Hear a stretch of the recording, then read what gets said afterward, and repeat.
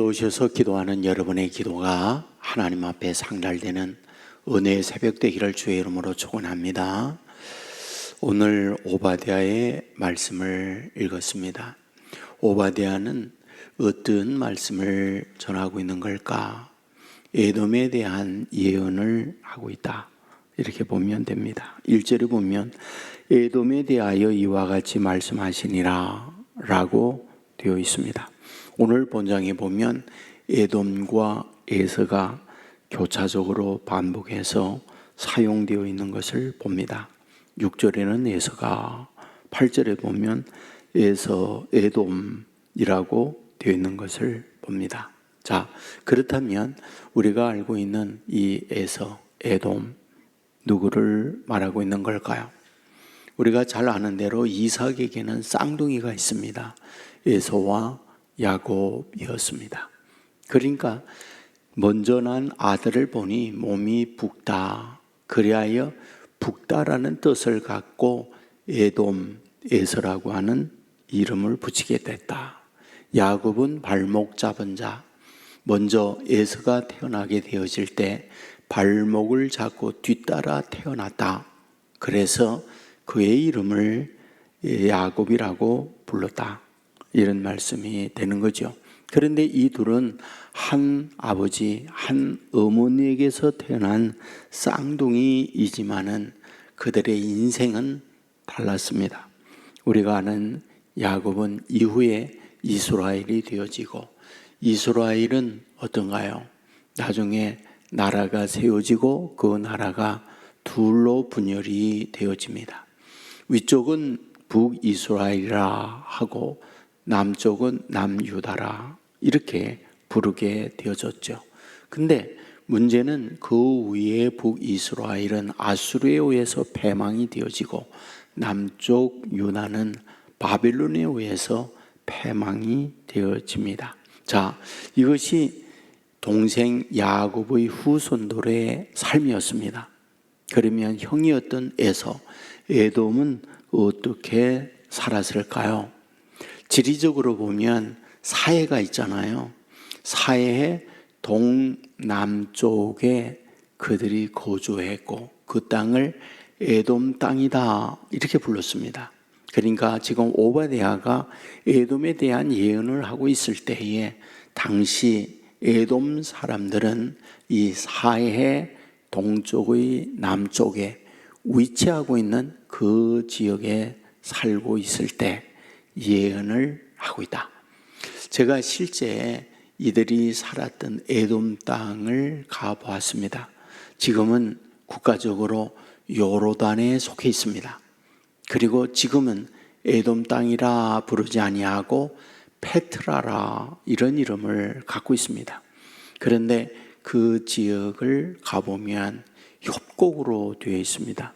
그러니까 이 사해 바다가 있고 그 바다 옆에 이렇게 높은 산으로 이렇게 되어 있죠. 뭐 산이라고 해서 우리와 같이 백두산이나 한라산이나 설악산이나 이런 산을 말하고 있지 않아요. 그러니까 그곳엔 비가 없으니까 아주 나무가 없는 황량한 그런 높은 산으로 되어 있습니다. 근데 실제 그곳에 가보았더니 우리와 같이 바위라든지 돌이라든지 흙이라든지 이런 거로 지형이 되어 있지 아니하고 소위 사암이라는 것은 모래로 되어 있는 바위를 말하고 있습니다. 근데 그것을 파면은 이렇게 파져요. 그리고 좀 있으면 벽돌과 같이 아주 굳어집니다. 그러니까 그런 산 꼭대기에 다 구멍을 파서 집을 짓고 그들이 그곳에서 살아갔다, 이 말이 되는 거죠. 그래서 오늘 본문 3절에 보면 너의 마음의 교만이 너를 속였도다. 바위 틈에 거주하며, 바위 틈에 거주한다는 말이 이 말이에요. 높은 곳에 사는 자예요. 바로 이 높은 곳에 구멍을 파고 살고 있습니다. 내가 마음에 이르기를 누가 능히 나를 땅에 끌어나르겠느냐 하니, 그렇죠.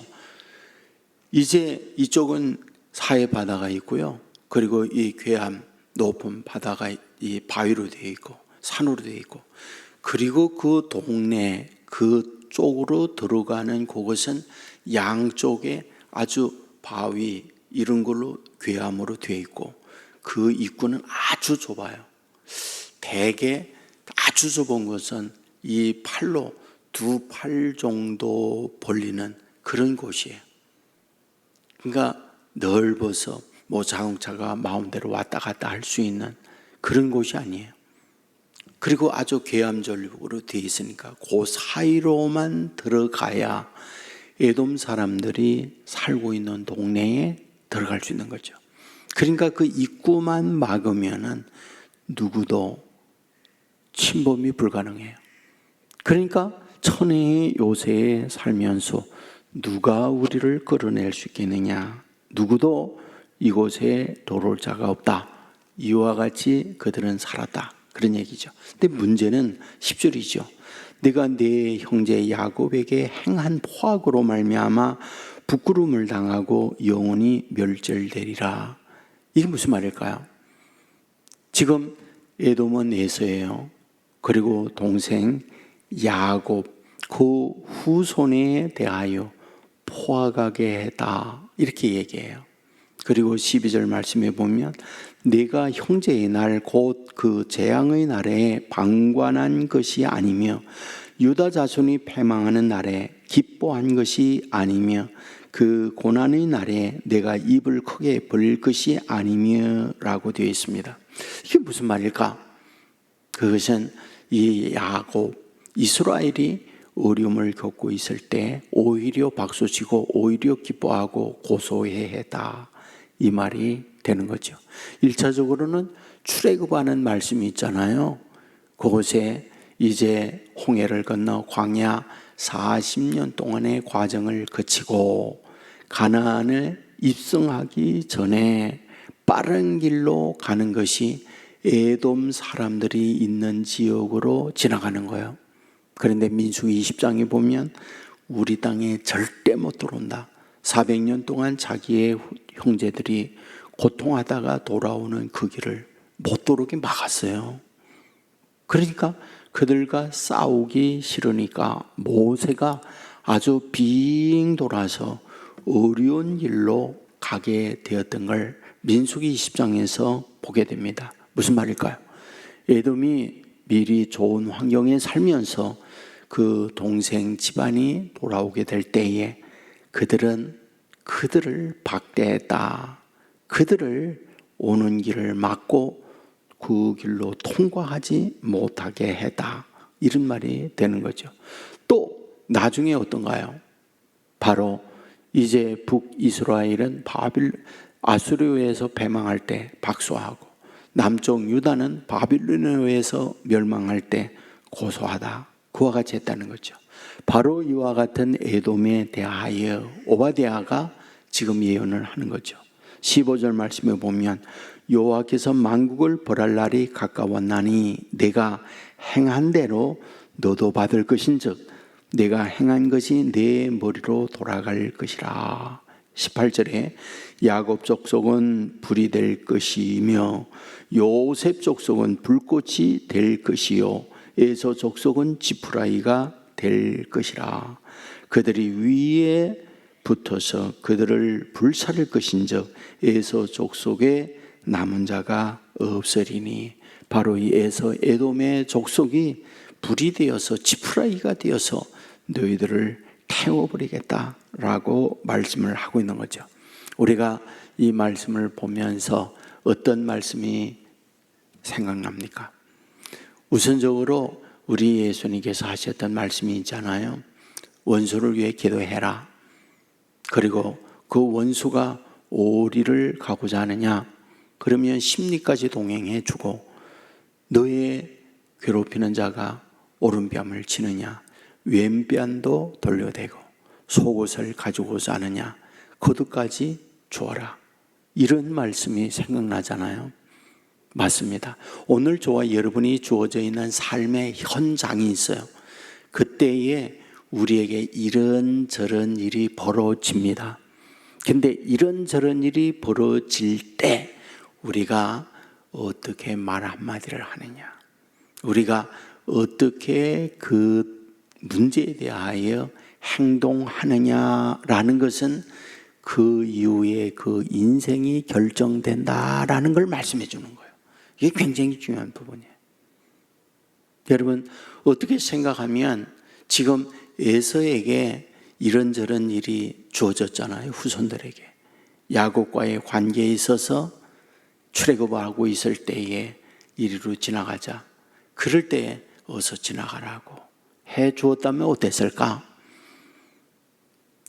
바빌론에 의해서 유다가 망하고 아수리에 의해서 이스라엘이 패망할 때에 그때에 안타까운 마음을 가졌더라면 그 이후에 그 후손들은 어떻게 되었을까? 라는 거잖아요. 맞습니다. 오늘 저와 여러분에게 주어져 있는 삶의 현장이 있다고요. 그때 사람들과의 관계에 내가 좋아하고 내가 마음에 드는 사람이 어려움을 겪거나 그러면 그들을 돕고자 하는 마음이 우리에게 있죠. 그러나 나와 상관이 없거나 아니면 나와 경쟁 관계에 있거나 아니면 나에게 괴롭혔던 원수가 있다면 그들이 잘못되어졌을 때 우리는 고소하다, 내지는 우리는 그들에 대하여 동정하기보다는 오히려 박수를 치는 그런 경우들이 얼마든지 있을 수 있는 거죠. 지금 에서 그리고 에돔이 그러했다라는 걸 말씀하고 있는 거죠. 그래서 오히려 우리들에게 있어서 정말 나와 경쟁 관계에 있을 때 진심으로 어려움을 겪고 있는 경쟁자가 있다고 할 때 그에게 진심한 사랑의 마음으로 말 한마디 또 내 가지고 있는 그 무언가를 그들에게 베풀 수 있다면 그가 바로 큰 사람이 아니겠는가? 그가 바로 하나님의 사랑을 입는 사람이 아니겠는가? 이런 생각을 가져보게 되는 거죠. 저도 늘 싸우는 게 있습니다. 뭐냐면 이런저런 일이 굉장히 많이 당하잖아요. 또 겪잖아요. 네, 그럴 때마다 항상 제가 놓치지 않으려는 게 있어요. 이것은 나에게 하나님께서 주어져 있는 시험 문제다.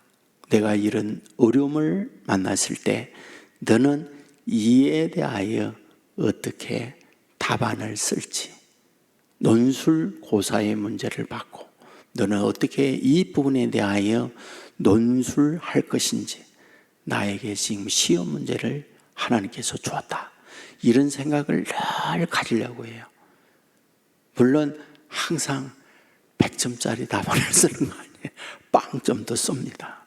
하지만 늘 마음에 그런 마음을 항상 가지려고 늘 그럽니다.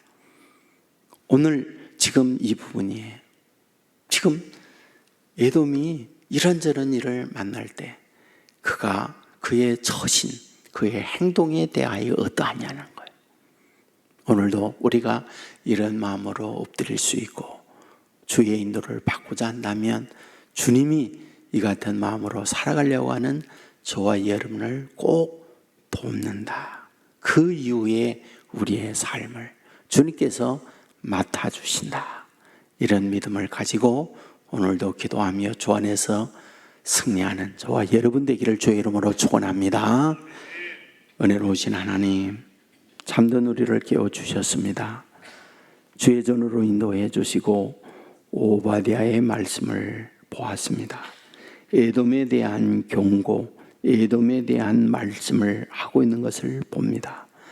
야곱과 쌍둥이 형이었고 그 후손들이 에돔에 살면서 야곱 후손 이스라엘 백성들에게 어떤 태도를 취했는지 이런 말씀을 보았습니다. 오늘 우리에게 주어져 있는 삶의 현장에 이런저런 일을 만날 때 하나님의 자녀로 어떻게 처신하고 어떻게 행동해야 할지 늘 아버지 앞에 엎드리며 인도받는 우리 되게 하여 주옵소서.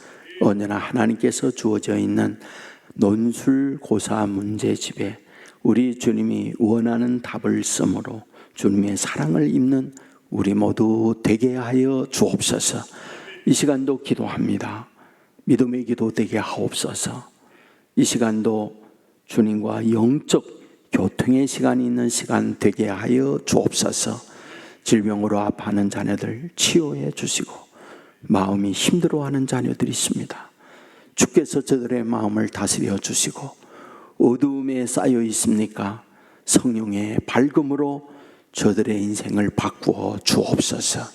우리의 자녀들을 주심을 감사합니다. 믿음으로 키우기를 원합니다. 세상에 살아야 하기에 세상 가치에 매몰될 수밖에 없습니다.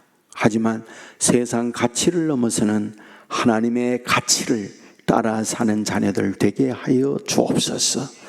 아버지 하나님이여, 평상에 있는 자녀들 찾아가 주시고 저들 영역에 강건한 은혜를 허락하여 주옵소서. 아버지 하나님이여, 우리 온세계 교회를 오늘까지 인도해 주시니 감사합니다.